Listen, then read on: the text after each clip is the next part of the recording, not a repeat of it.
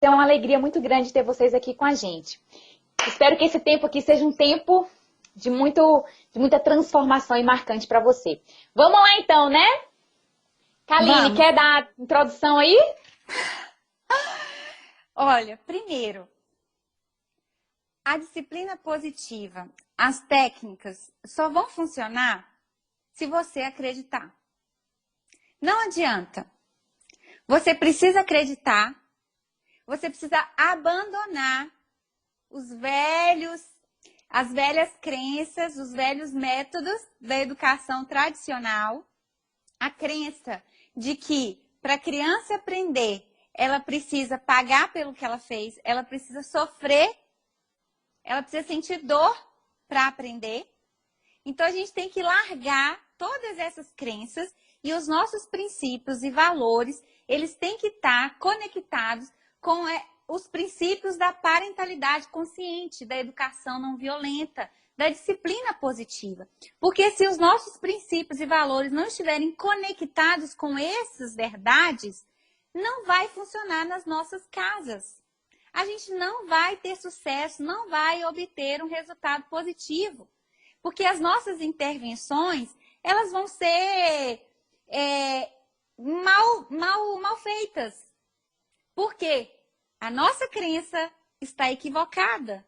Porque no nosso coração não tem abertura, né? Porque a gente não acredita que funciona. Porque não tem disposição, não tem desejo no nosso coração, né? Então a gente precisa acreditar.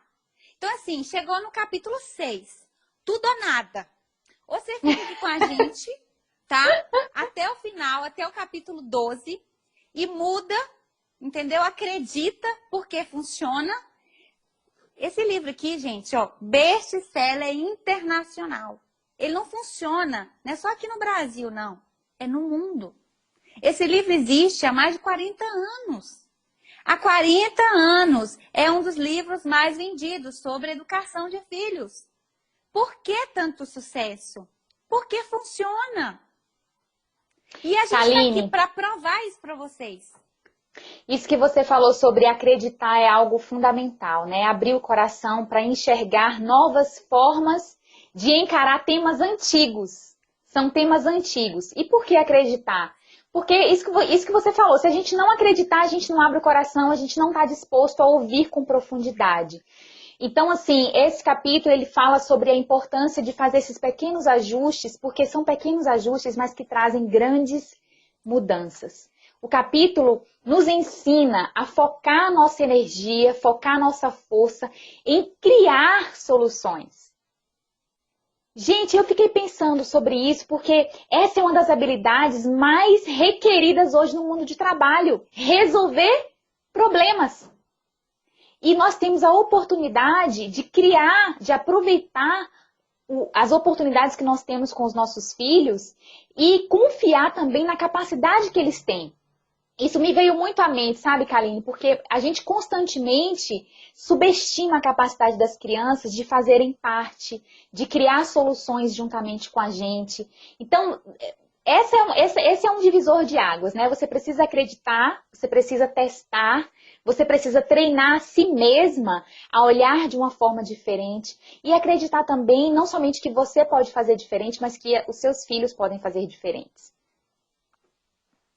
É isso mesmo. Então, a primeira coisa, abandona essa ideia de que o seu filho vai aprender sofrendo, tá? De que ele vai aprender na dor e que ele precisa pagar pelo que ele fez. Seu filho não tem que pagar, seu filho tem que aprender. Aprender para não fazer novamente. E aprendizado, a gente fala de processo. Eu vejo, a gente tem que olhar para as crianças com mais empatia. Porque a gente exige coisas da criança que nós mesmos temos dificuldade de realizar. Quando a gente vai aprender alguma tarefa nova, uma receita, alguma ferramenta, alguma habilidade, é desafiador. E a gente tenta uma, a gente tenta duas, a gente tenta três. E é na repetição que a gente aprende, né? E é o conceito da repetição espaçada. A gente vai repetindo, repetindo, repetindo, até ficar tão claro, até ficar tão forte, que a gente não esquece mais como dirigir um carro, andar de bicicleta. Então, gente, com as crianças acontece dessa maneira também. Então, por que você quer falar uma única vez e quer que seu filho aprenda e te obedeça? Você está entendendo? Mais empatia. Vamos olhar para as crianças, entendendo a capacidade da criança. O que ela pode nos dar como seres em construção, em desenvolvimento. Eu recomendo muito o livro O Cérebro da Criança. E ele é bem didático, tem desenho, muito fácil de entender. E eu acho que tinha que ser uma leitura obrigatória para todo mundo que tem filhos. Porque a gente começa a entender que a criança, ela não responde, não é porque ela não quer. Ela não te obedece, não é porque ela não quer. Ou então ela está fazendo aquilo para te pirraçar. É porque não tem cérebro suficiente para aquela habilidade, para aquela função. Você está entendendo? Então a gente precisa ter um olhar mais carinhoso, mais empático, mais de consideração com as nossas crianças. Sim. Uma das coisas que ela trouxe, que eu lembrei de uma experiência, eu participei de um treinamento de uma metodologia chamada Action Learning.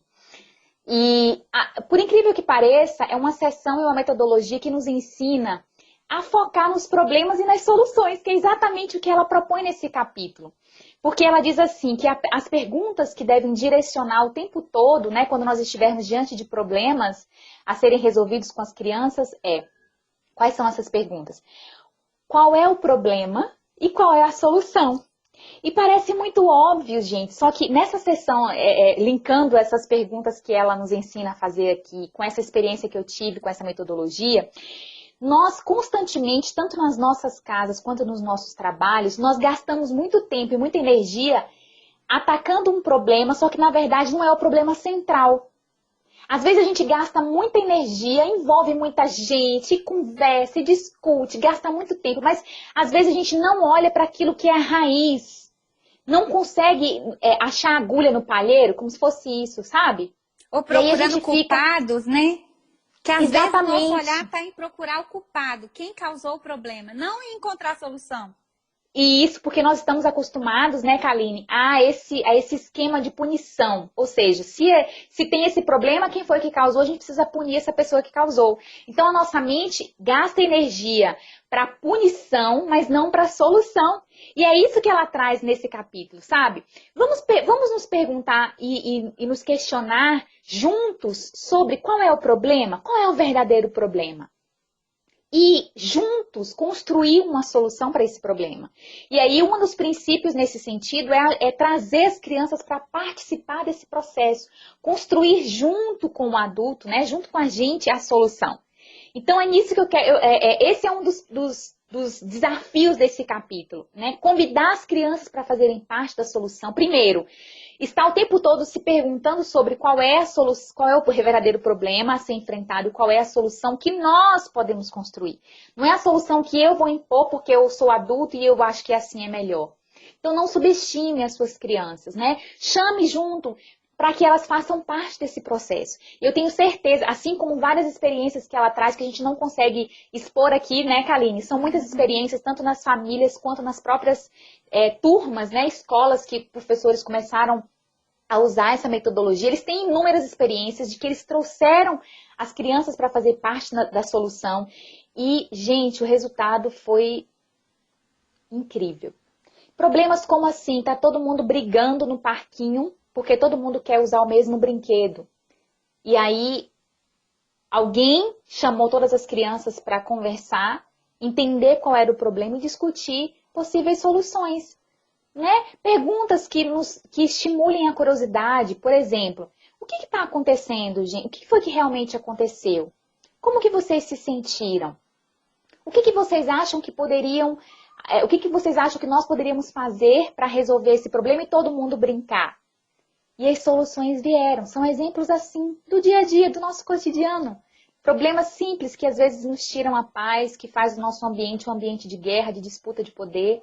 mas que com soluções, né, Kaline, com posturas tão simples como essas que nós estamos compartilhando aqui, grandes mudanças podem acontecer. Essa semana eu falei sobre isso num post que eu fiz, né, que muitas vezes, se você observar, nós erramos no básico.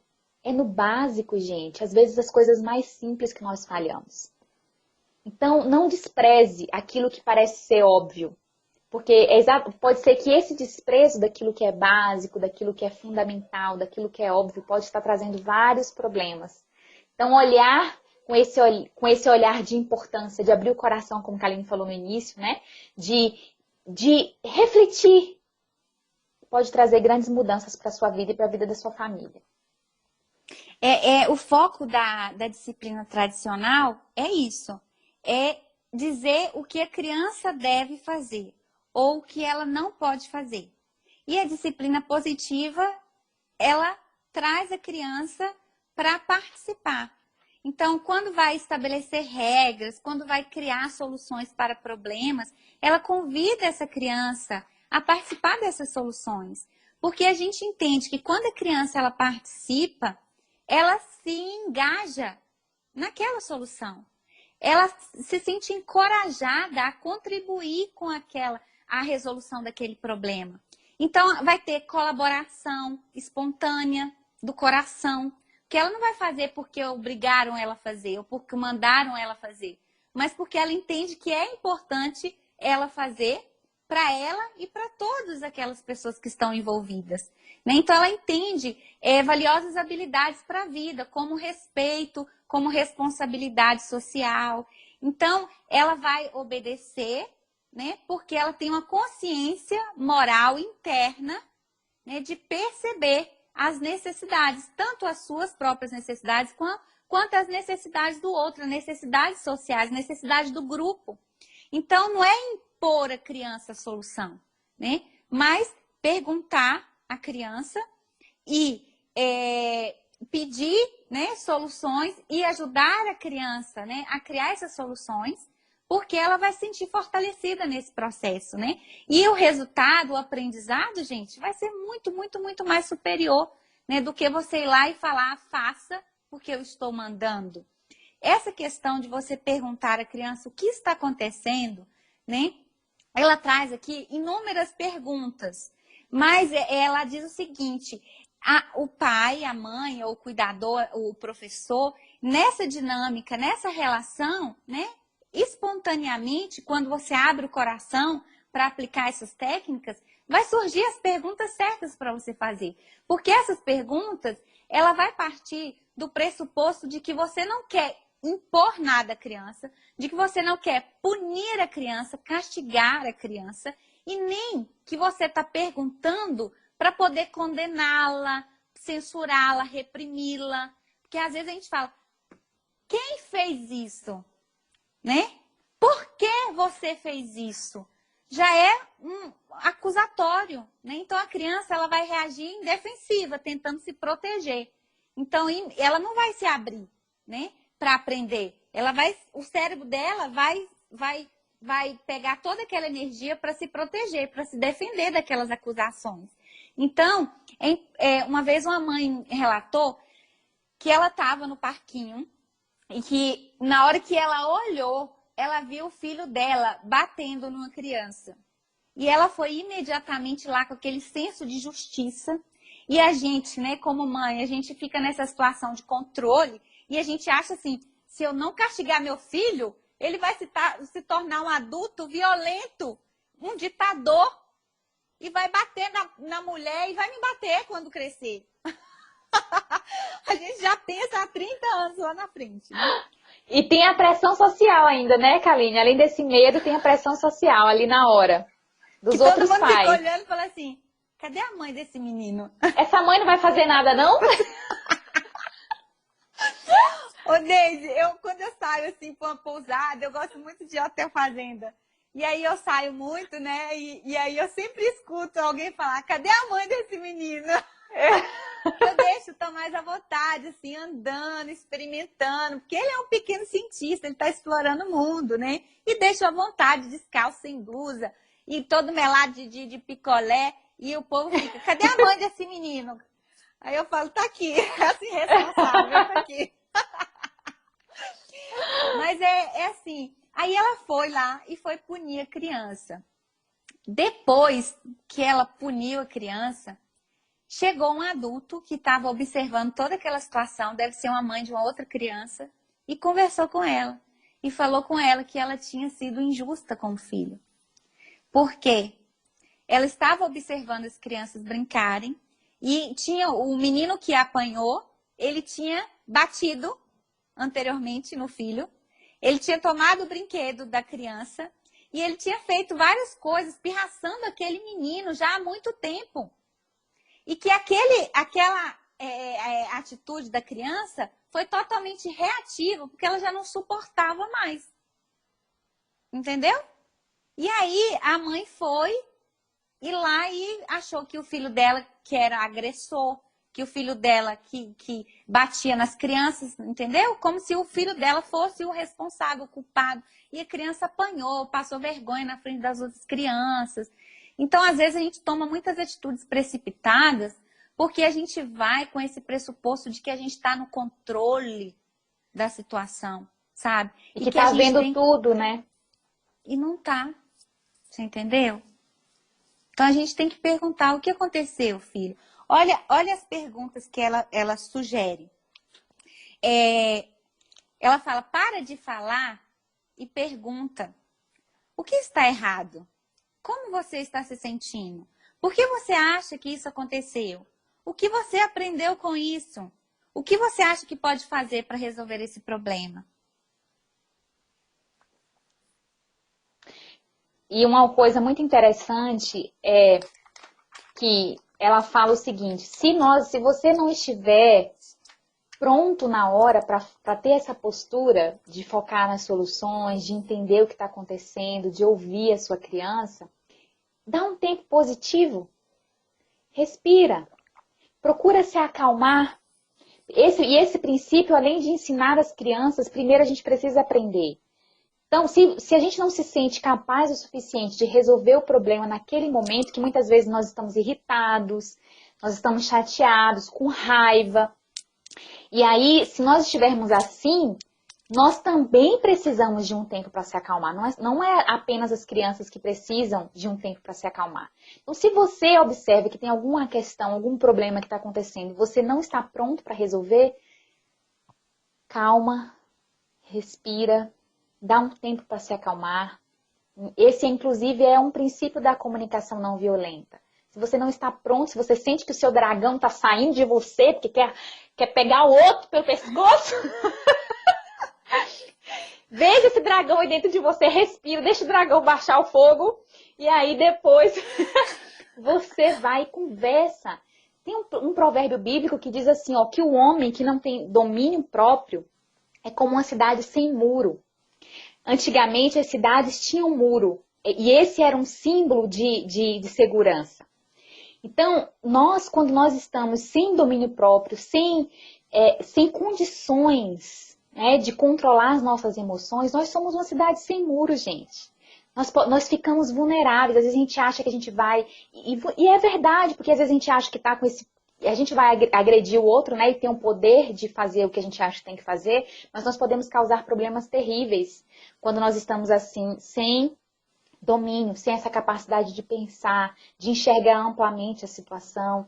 Então, se você tem algum problema, isso acontece várias vezes na vida da gente que é mãe, né, o tempo todo, às vezes a gente está resolvendo alguma coisa, está trabalhando e acontece algum conflito, acontece alguma situação, e às vezes a hora, o calor vem, a raiva vem, e a gente não está pronto para resolver, para ouvir com o coração, para fazer essas perguntas que estimulam a compreensão do que realmente está acontecendo. Então, se você está nesse momento, né, calma, respira, vai para algum lugar, nem que seja o banheiro, fecha a porta, né, respira. Quando você se sentir pronta, aí e você tivesse calma, todos estiverem calmos, aí sim vocês podem discutir e buscar uma solução para o problema que está acontecendo. Primeiro, compreender o que está acontecendo e buscar soluções.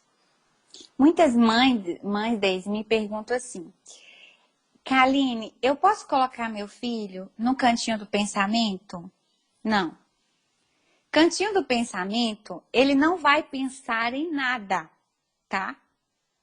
Se ele pensar, ele vai pensar mal ao seu respeito e ao respeito de quem colocou ele lá e de toda aquela situação. A gente sabe que para as crianças agirem melhor, elas precisam se sentir melhor. O cantinho do pensamento, ele causa baixa autoestima, porque a criança ela fica se sentindo culpada, ela fica se sentindo péssima, ela fica se sentindo mal, incompreendida. Ela desenvolve, ela gera sentimentos de raiva, de medo, de angústia, desenvolve o sentimento de vingança, de ressentimento, né? Se sente injustiçado. Então, o cantinho do pensamento, ele visa castigar a criança, é pagar pelo que você fez. Esse é o intuito do cantinho do pensamento, né? E a criança, ela vai se sentir pior. Agora, a disciplina positiva, ela traz o tempo positivo, que é diferente. É um lugar que não quer castigar a criança. É um lugar em que a criança vai ter espaço, como se fosse um abrigo, um esconderijo, um espaço onde ela pode brincar, onde ela pode ouvir uma música, onde ela pode dançar, onde ela pode ler uma história. É um lugar que vai fazer essa criança se sentir bem, entendeu? E não se sentir mal. Aí a ideia das pessoas, mas Kaline, então quer dizer que ele não vai pagar pelo que ele fez e não vai aprender as consequências dos seus erros, né? Tem que tirar essa ideia da cabeça, gente. Primeira coisa, tira isso da sua cabeça. De que para a criança aprender, você tem que fazer ela sofrer. É o primeiro princípio. Você tem que ajudar a criança. E o tempo positivo é um lugar onde ela vai se autorregular. Ou seja, que ela vai se acalmar. E ela calma, ela vai conseguir pensar em soluções, ela vai conseguir pensar e agir, né, com melhores comportamentos, né? Aqui em casa é assim. Isso é uma habilidade, tá? Domínio próprio, autocontrole, autorregulação. Dominar a emoção, não tem coisa mais difícil no mundo do que você dominar suas próprias emoções. De você não agir por impulso, isso é difícil pra caramba. A gente nasce sabendo? Não. A gente desenvolveu isso na infância? Também não. Na nossa infância, tinha espaço para a gente ter tempo positivo para pensar, para poder se acalmar? Não. Nossos pais agiam por impulso, nos batendo, e nós agíamos por impulso também. E é assim que a gente aprendeu. E até hoje a gente usa esse mesmo mecanismo nas nossas relações. E aí, aqui em casa é assim. Eu desenvolvi essa habilidade. Não desenvolvi completamente, não. Porque às vezes não dá certo. Mas aqui em casa, essa semana, eu estava de TPM. E aí, eu falei alguma coisa e meu marido, na hora, ele se meteu e falou outra coisa. Eu vi que aquele negócio ia dar BO. Aí, aqui em casa, eu desenvolvi o seguinte, desce ou sobe. Aí, porque assim, a minha casa tem 2 andares. Então, quando eu tô em cima, sabe? E aí eu vejo que eu vou ficar nervosa, eu vou perder o controle, eu vou deixar minhas emoções me dominarem, eu vou falar o que eu não devo, eu vou magoar alguém e até me magoar, aí eu falo, tá na hora de descer. Aí eu começo a descer as escadas, eu vou reclamando, mas eu desço. E quando eu tô lá embaixo, eu falo, tá na hora de subir. Aí essa semana eu vi que o negócio ia pegar, eu falei, tá na hora de subir. Subi as escadas rápido, reclamando, né? Mas eu subi imediatamente, porque se eu ficasse lá, a gente ia brigar, entendeu? E aí não é legal. A gente precisa aprender a se autorregular, ser gestor. Augusto Cury fala muito disso. Você tem que ser gestor das suas emoções, você tem que administrar, gerir as suas emoções. E aí, como é que os nossos filhos vão aprender a gerir suas emoções? É vendo a gente gerir as nossas. Agora você perde o controle com seu filho, na frente do seu filho, e fica exigindo que seu filho tenha controle das suas próprias emoções? Uma criança tão pequena, coitada, que não sabe nem sequer fazer uma equação de matemática, Agora você quer exigir que ele controle as emoções dele. Então, esse espaço, a criança pode dar o nome que ela quiser. Tem crianças, eu já ouvi relato, que crianças que fizeram de papelão. Pegaram uma caixa de papelão, fizeram um desenho junto com a mãe, construíram e falaram, mamãe, aqui vai ser meu espaço feliz. Como assim, filho? É porque quando eu ficar nervosa, mamãe, e ficar com vontade de bater em alguém, e ficar com vontade de fazer uma coisa que vai magoar alguém, eu vou entrar para essa caixinha que é o meu espaço feliz. E eu vou ficar aqui quietinha, para quando eu ficar calma, eu poder sair e poder resolver. Então, é isso que a gente tem que ensinar para os nossos filhos. E assim, isso tem tudo a ver com autocuidado, porque se esse princípio, a criança vai fazer melhor se ela se sentir melhor, funciona pra gente também, não é só pra elas.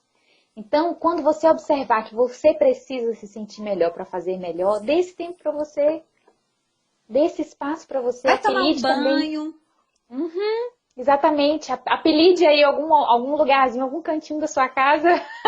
Né? No livro ela fala de crianças que fizeram classes, turmas inteiras que construíram um lugarzinho, um cantinho, chamou de Havaí. Tem vários nomes, né, que podem ser criados.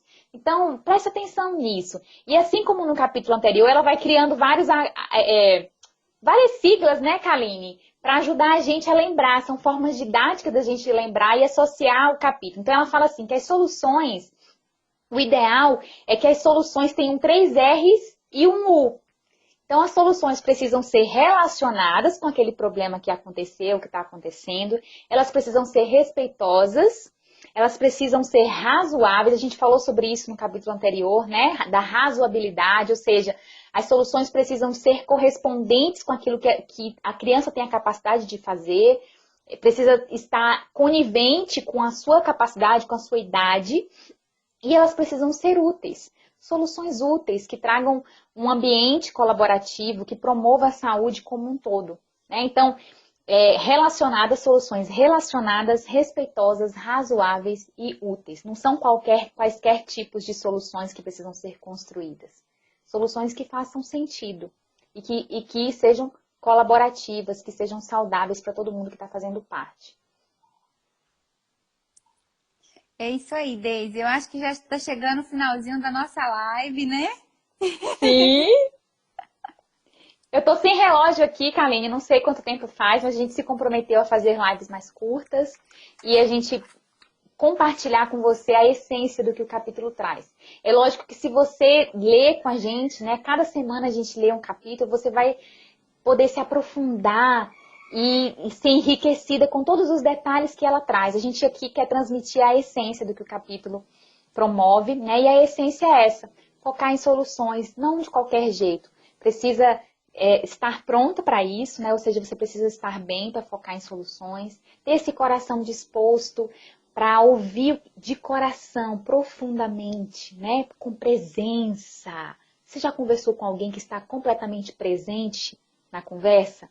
É muito diferente de alguém que não está prestando atenção no que está acontecendo, que não está prestando atenção no que está ouvindo. Então, esteja presente e você vai saber quais perguntas fazer para, de fato, entender o que está acontecendo no coração da criança. Tem coisas que a gente acha que está entendendo, que são óbvias, mas não são. A gente precisa abrir esse coração, abrir os nossos ouvidos para ouvir, né, com interesse, com presença. E eu tenho certeza que se você abrir o seu coração primeiro para se transformar nesse sentido, eu tenho certeza que você vai promover grandes mudanças, primeiramente na sua vida e também na vida da sua família. Verdade, Deise. Para finalizar, minha última palavra, eu queria falar aqui as 9 ferramentas da disciplina positiva do capítulo 6. Preste atenção. 1, focar nas soluções. 2, 3 R's e 1 U. As soluções têm que ser relacionadas, respeitosas, razoáveis e úteis. 3, eliminar soluções desrespeitosas. 4, identificar o problema. 5, se acalmar antes de resolver. 6, dar um tempo positivo. 7, perguntar. Para de falar e pergunta para o seu filho. Estimule a curiosidade. 8, reuniões de família. Chame a criança para participar. Dê à criança a oportunidade de criar soluções. 9. Explore perguntas para desenvolver, não a obediência. A gente não quer filhos obedientes. Por causa de pessoas obedientes que a gente teve o nazismo na Alemanha, de pessoas que obedeceram a Hitler. Por causa que a gente obedece, que a gente tem sociedades totalitárias que manipulam e desrespeitam os outros. Não, nós não queremos filhos obedientes, nós queremos filhos conscientes. Conscientes dos seus limites e dos limites do próximo, dos limites do outro, dos limites da sociedade. Tá bom? Um beijo no seu coração e até o próximo sábado! Tchau, gente. Obrigada pela presença de vocês. Um beijo. Tchau.